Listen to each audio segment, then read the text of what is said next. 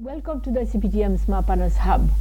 And today is 30th of November, Friday, and it is actually about 3:30 or so in the afternoon. And about an hour or so ago, we had, as usually, a very great surprise.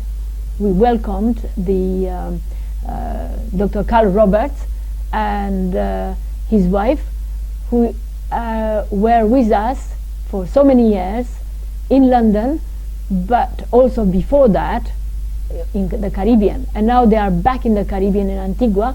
So welcome to Carl, who was a former High Commissioner of Antigua and Barbuda for so many years.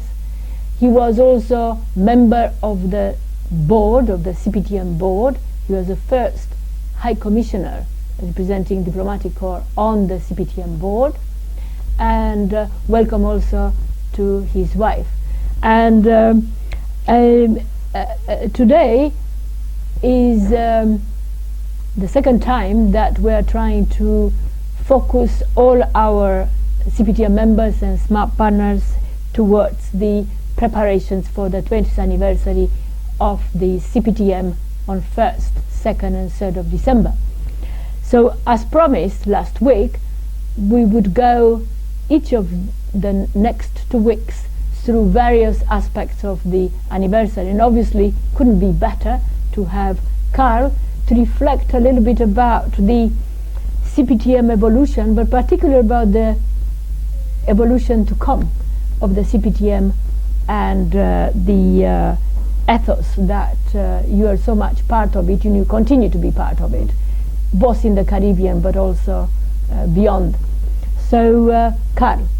Thank you very much. It is a pleasure to be back here at the Hub and to extend my own greetings on behalf of myself and my wife to the membership and to our stakeholders and partners who work with us to develop growth, dynamic achievement through a special methodology which we call Smart Partnership Movement. It is of absolute importance to recognize the uniqueness of the type of methodology which is used to bring various stakeholders together, various background skills together, various focuses on a particular subject together to achieve a common objective or goal. And I think in that smart partnership should be, and the CPTM should be commended, that over the last 19, almost 20 years, because it'll be 20 years next month, that they've been able to achieve success in this and be recognized as such. The uniqueness of this type of methodology lends itself more readily to small developing states, especially those in the Caribbean, from which it originated many, many years ago. Yeah. And I'm pleased to be here at this particular time. Although I cannot be here for the actual celebration next month, I want to in advance wish CPTM 20 years happiness and continued success as they progress onwards.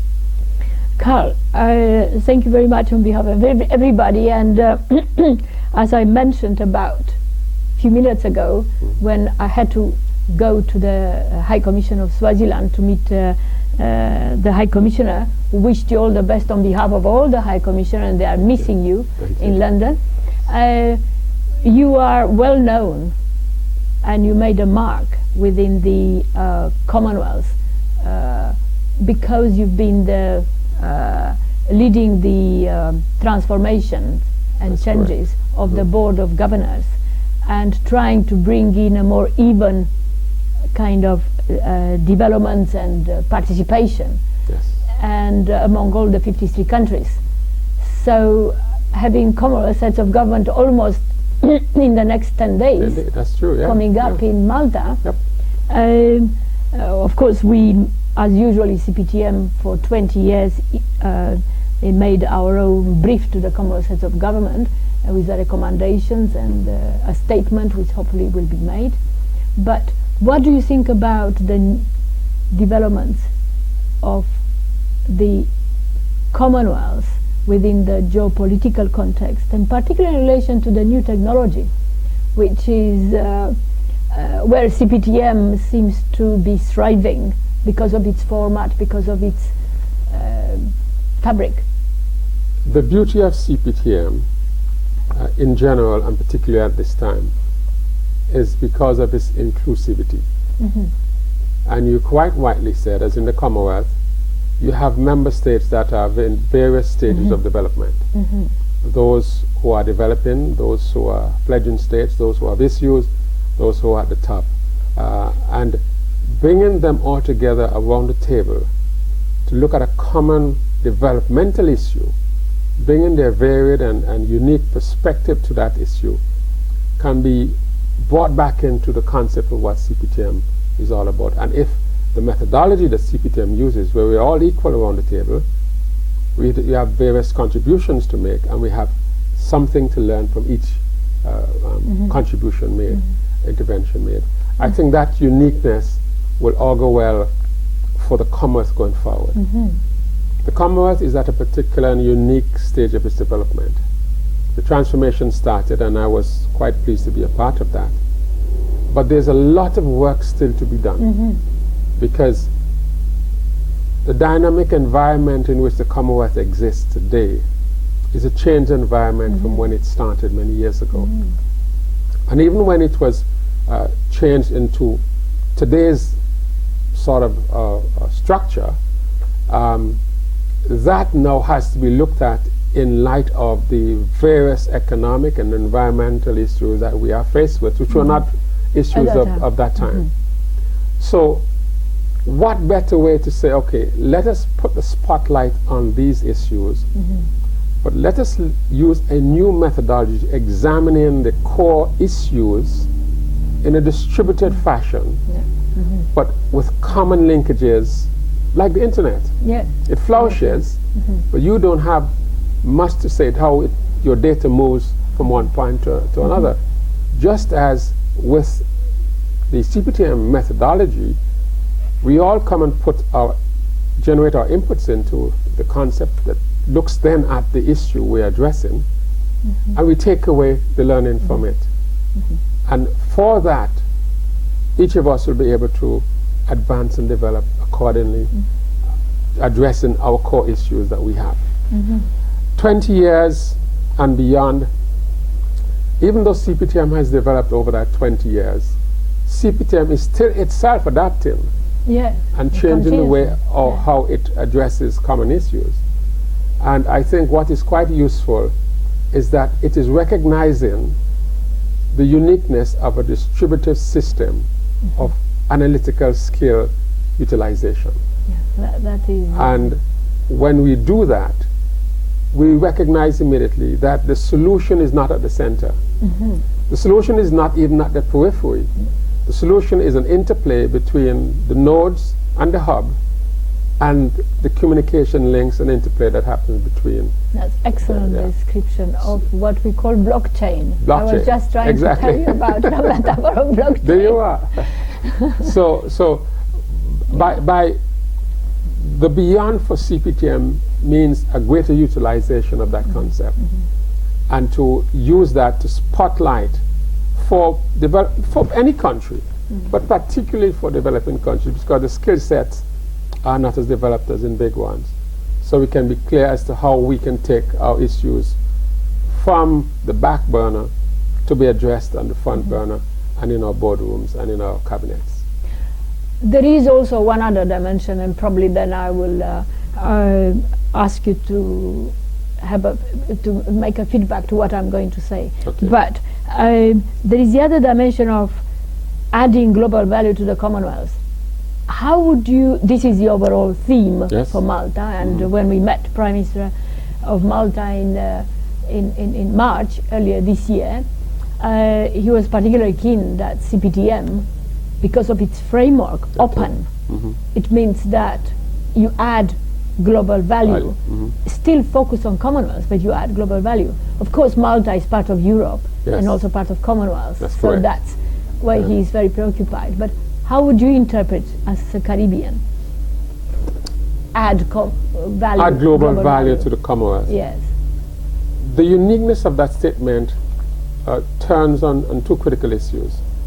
the Commonwealth has to mean more to those who are not within, as well as to those who are within going forward. That's it.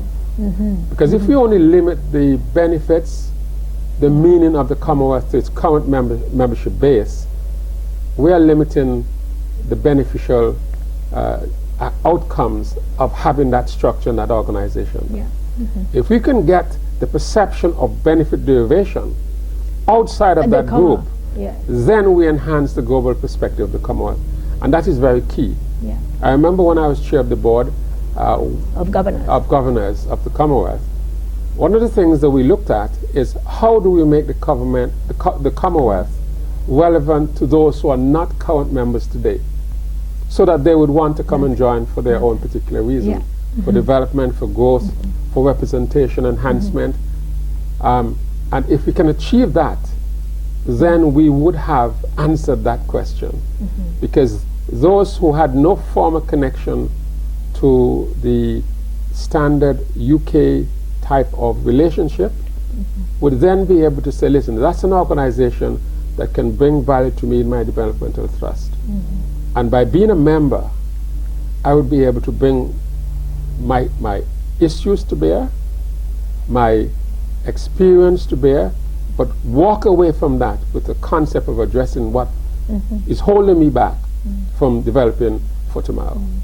In fact, right from 1995, isn't it, when CPTM was established as a formal structure by Commonwealth heads of government, at the same time the SMART partnership movement started to emerge. Correct. As a whole group. Yes. And what that meant was this inclusivity and prosper thy neighbor, that, for instance, if Uganda had neighbors who were not necessarily part of Commonwealth, but they were issues which they wanted to deal with in a SMART partnership way, they were invited to be part Correct. of the dialogue. Correct. So that is where That's the extension in the global. Yeah. Yes, that's yeah. it. So Yeah, absolutely. very very relevant. Yeah. Yeah. Okay. Well, now just for our CPTM SMART partners who will be participating directly or indirectly through the broadcast that our SMART unit, Smart Communication Unit, is going to prepare to allow you to participate as it happened in each and every session this year of the celebrations. I promised to be a bit more explicit about what we think should happen in one of the 3 days. So if we leave the day of celebrations aside, and for the time being, the second day, the 2nd of December, which is the celebratory think tanking, which will particularly highlight this new environment that we're discussing about with blockchains and various developments. On Thursday, 3rd of December, we are hoping to celebrate the 20th anniversary through focusing on the CPTM at work, CPTM members at work, which is very much reflected in the highlights of CPTM at work, a document which has been put together this year, like every other year, as part of the anniversary pack that hopefully everybody received it by now. And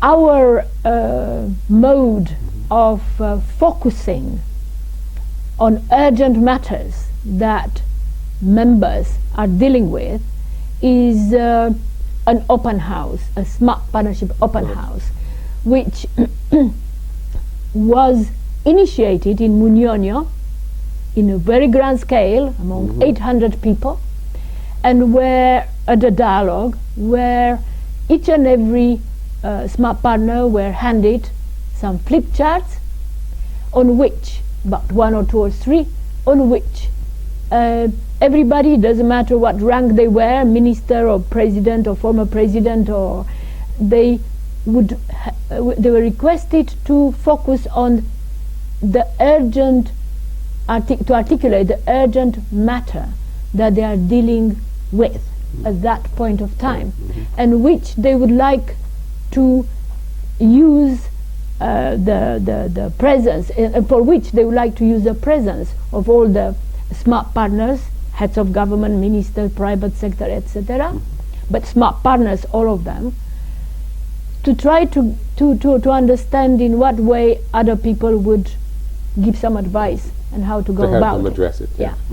The open house is not a typical consultant or advice to somebody who requests support or help.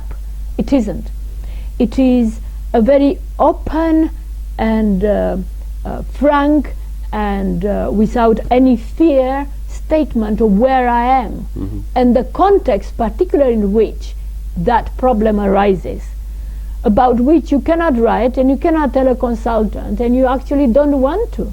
But what you can do is to share that with another smart partner who is from similar environment and who would put himself or herself in your shoes and who say, well, were I to be in your shoes, I have a Minister of Trade, or I have a permanent secretary, or I have a private sector, and this is how I would go about it right now. And if you need some support, I'm ready to come to you. And you would yourself, the one who is an urgent problem, do the same thing, reciprocate to the one that. So it is the relationship and the spirit of the Smart Partnership Open House is very different from the typical kind of consultant or advice that one is requesting. And quite interactive as well. And very interactive and sustainable. Yeah. It could take years and years that from one problem to another the relationship is maintained. So on Thursday morning, already an invitation went yesterday to those smart partners who will be at the hub to try to prepare themselves to identify that urgent problem which they would be able to articulate it as simple as possible on a flip chart. That's key. And then the Thursday until about lunchtime or however long it takes, we will try to deal with each of them. There are at the moment about 20 or so invitations to groups of smart partners, hubs from countries, or to individual smart partners who are dealing with problems which we know that they might have because of this platform that CPTM Smart Partners Hub is maintaining for everybody. So therefore, do please reflect on the invitation that was sent to you and come back as you require before next week on Thursday, so that if there are any clarifications you will have that before you leave. So today I will leave it to that as far as the program of the anniversary, because the open house will be a very important issue, and next week I will come back with more details on the think tanking and the participation and your engagement. So thank you very much, Carl, and thank you to your wife to be coming here. In the last few hours we were together, and hopefully we will have Smart Partnership Dialogue in the Caribbean next year. You never know. You never know, and we hope that it does happen again. Yeah. Okay. So all the best. All the best.